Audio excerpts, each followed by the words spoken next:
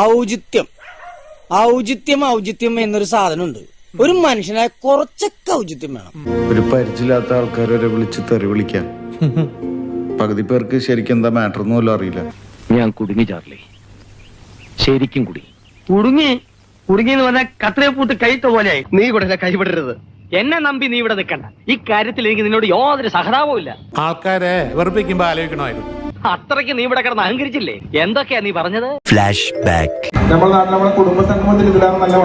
നമ്മുടെ നാട്ടില് കുടുംബസംഗമത്തിൽ ഇതിലേറെ നല്ല മൈക്ക് കിട്ടും. അഹങ്കാരമാ.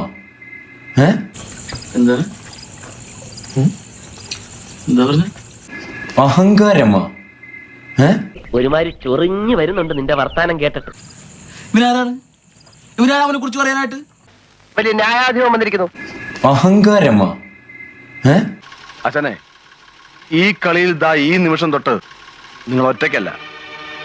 ഇനിയുള്ള വഴിയിൽ എന്തു വന്നാലും നമ്മൾ ഒരുമിച്ച് നേരിടും. എന്താ ഉറക്കം വരുന്നു. ഒരു കോൺസേർട്ട് നടത്തുക എന്നുള്ളൊരു കാര്യം പറയാൻ നമ്മൾ ചെയ്യാൻ പോകുന്ന സമയത്ത് നമുക്ക് ബേസിക് ആയിട്ടുള്ള കുറച്ച് കാര്യങ്ങൾ വേണം. അതൊക്കെ നാട്ടുകാർക്ക് അറിയാവുന്ന കാര്യമല്ല അല്ലേ? അതൊന്നും പക്ഷെ ഇവൻ അറിയില്ല. ഈ ഇട്ടിക്കണ്ടപ്പൻ ചിലത് അറിയണം. അത് ഈ റൂമിൽ ഇരുന്നാലും അല്ലെങ്കിൽ ഈ പറയണ പോലെ നമുക്ക് വെളിയിലിരുന്ന് റീൽസ് മാത്രം കണ്ടുകൊണ്ടിരുന്നാൽ നമുക്കത് എക്സ്പീരിയൻസ് ചെയ്യാൻ പറ്റത്തില്ല. മനസ്സിലായോ? ഇതൊന്നും പ്രൊവൈഡ് ചെയ്യാതെ പുള്ളിയെ പുറത്തെ രാജ്യത്ത് ഒരു പരിപാടിക്ക് വിളിക്കണ സമയത്ത് അത് പ്രൊവൈഡ് ചെയ്തില്ലെങ്കിൽ അത് ആ കോർഡിനേറ്റ് ചെയ്ത ആൾക്കാരുടെ ഇഷ്യൂ തന്നെയാണ്. 4-5 കസേര ഇറക്കിയിട്ട് ടാർപ്പായം വലിച്ചിട്ട് സോഡ കുടിക്കാൻ ആർക്കും പറ്റും. ഗാലറിയിൽ നിന്ന് വിസിലടിക്കുന്ന പോലെയല്ല, ഗ്രൗണ്ടിൽ ഇറങ്ങി കളിക്കാൻ നല്ല പാടാ. മനസ്സിലായ? അതിന് ഇത്ര ഹെയ്റ്റ് ക്യാമ്പയിനോ അഹങ്കാരം ഒന്നും പറയേണ്ട ആവശ്യമില്ല. പറഞ്ഞിട്ട് എന്താ കാര്യം? അത് മനസ്സിലാക്കാനുള്ള വിവരം വേണ്ട ഇയാൾക്ക്. പുള്ളിയുടെ ആസ് ആൻ ആർട്ടിസ്റ്റ് പുള്ളിയുടെ ബേസിക് റിക്വയർമെന്റ് ആണ് അതൊക്കെ. അതെങ്ങനെ അഹങ്കാരമാവും? അതെങ്ങനെ അഹങ്കാരമാവും? ഒരു കയ്യബദ്ധം നാറ്റിക്കരുത് ബ്രോ. ഇപ്പൊ ലൈവ് ചെയ്യുമ്പോ ബ്രോയ്ക്ക് ഫേസ് ക്യാം ആയിട്ട് വെച്ചിരിക്കുന്നത് നല്ല ക്വാളിറ്റിയിൽ ഔട്ട് കൊടുക്കാനല്ലേ ഫേസ് ക്യാം വെച്ചിരിക്കുന്ന DSLR. അത് പിന്നെ വേണ്ട, ഉരുളണ്ട പറലണ്ട. DSLR വെച്ചിരിക്കുന്നത് എന്തിനാ? നല്ല ക്വാളിറ്റി ആയിട്ടുള്ള ഒരു ഔട്ട് കൊടുക്കണം പുറത്തോട്ട്. അതുകൊണ്ടാണ് DSLR. അല്ലെങ്കിൽ 4000 രൂപ 2000 രൂപയുടെ ഫേസ് ക്യാം മേടിച്ച് വെച്ചാൽ പോരായിരുന്നു. ഞാൻ പറഞ്ഞല്ലോ, ഒരു അബദ്ധങ്ങളുടെ ഒരു ഘോഷയാത്ര തന്നെയാണല്ലോ നിന്റെ ജീവിതം. നല്ല ക്വാളിറ്റിയിൽ ആൾക്കാരിലേക്ക് എത്താൻ വേണ്ടിയിട്ടാണ് നമ്മൾ നമ്മുടെ റിക്സിൽ ഇൻവെസ്റ്റ് ചെയ്യുന്നത്. സോ അങ്ങനത്തെ അവർക്ക് ടെക്നിക്കൽ സപ്പോർട്ട് എന്ന് പറയുന്ന ഒരു സാധനം ഭയങ്കര കാര്യമാണ്. അല്ലേ? അല്ല, നിനക്ക് പറയാവോ? അവനൊന്നും അറിയില്ല താമോ.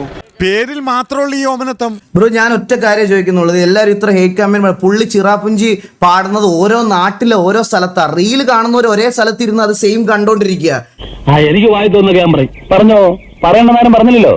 പക്ഷെ പറഞ്ഞു കേറുന്നതിന് മുമ്പ് വാവിട്ട വാക്ക് തിരിച്ചെടുക്കാനാവില്ല. ഓർക്കണം, ഓർത്താൽ നന്ന്. എല്ലാരും മറ്റേ ഇതങ്ങ് പറയാ പുള്ളിയും പുള്ളിയുടെ അനിയനും ഒരേ പാട്ടാണ് പരിപാടിക്ക് പാടുന്നതെന്ന് പറയാണ്. പക്ഷെ ഈ ഒരേ പാട്ടെന്ന് പറയുന്നത് മൾട്ടിപ്പിൾ ലൊക്കേഷനിൽ അവര് പാടുന്നതാണ്. നമ്മൾ ഈ സാധനം റീൽസ് ആയിട്ട് ഒരിടത്തിരുന്ന് കാണുന്നേ ഉള്ളൂ. എന്തൊക്കെ പറഞ്ഞാലും ഒരുമാതിരി മറ്റടുത്ത പരിപാടി തന്നെയാണ്. അതാണ് എന്റെ ഒരു മര്യാദ. ഇതിനൊരു ന്യായം വേണ്ടേ? അതിന് നിനക്കെന്താണ് നഷ്ടം?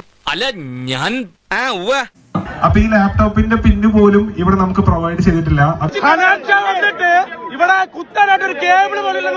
ഹനാൻഷ വന്നിട്ട് ഇവിടെ കുത്താനായിട്ട് ഒരു കേബിൾ പോലും ഇല്ലെന്ന് പറഞ്ഞ് തിരിച്ചു പോവുക. ഈ നാട്ടിൽ വന്നിട്ട് ഇത്രയും ഷോ കാണിച്ച് ഈ പൂരം മുടക്കാൻ ഒറ്റൊരുത്തരെ സമ്മതിക്കില്ല സാറേ. ആദ്യം നിന്റെ ഷോ നിർത്തും. അത്രയൊന്നും അവർ ഡിസേർവ് ചെയ്യുന്നില്ല. ഈ ഹേറ്റ് ഒന്നും അവർ ഡിസേർവ് ചെയ്യുന്നില്ല. ഈ പറഞ്ഞത് ന്യായം. Flash back. ഹനാൻഷന്റെ കുഴപ്പമില്ലെങ്കിൽ നമുക്കൊരു കാര്യം ചെയ്യാം. ഞാനും ഷബീറും കൂടെ വേണ്ട, ചിലപ്പോ ഷബീർ വന്നിട്ടില്ലെങ്കിലോ പെടുമല്ലോ. ചിരിക്കണം. എന്താ?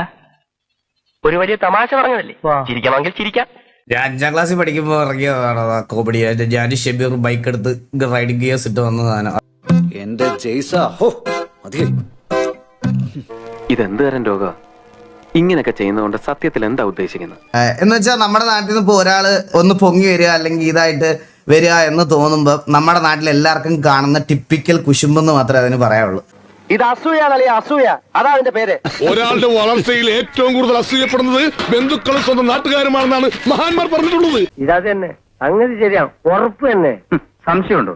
ഞാൻ വെറുതെ ഒരു തമാശക്ക് സാറേ, ആ സമയത്ത് മാസിലങ്ങ് ആയിപ്പോയാണ് സാറേ. അങ്ങനെയൊക്കെ മേലാൽ ഇങ്ങനൊന്നും ചെയ്യില്ല. അഞ്ചാറബത്തൊക്കെ എല്ലാവർക്കും പറ്റേ. ഇനി മേല ഇവിടെ കിടന്നെങ്ങാനും ഷോ ഇറക്കാനാണ് പ്ലാനെങ്കിൽ ഇല്ല, ഇനി ആ ഏരിയയിലേക്കില്ല. Compliments, compliments, compliments.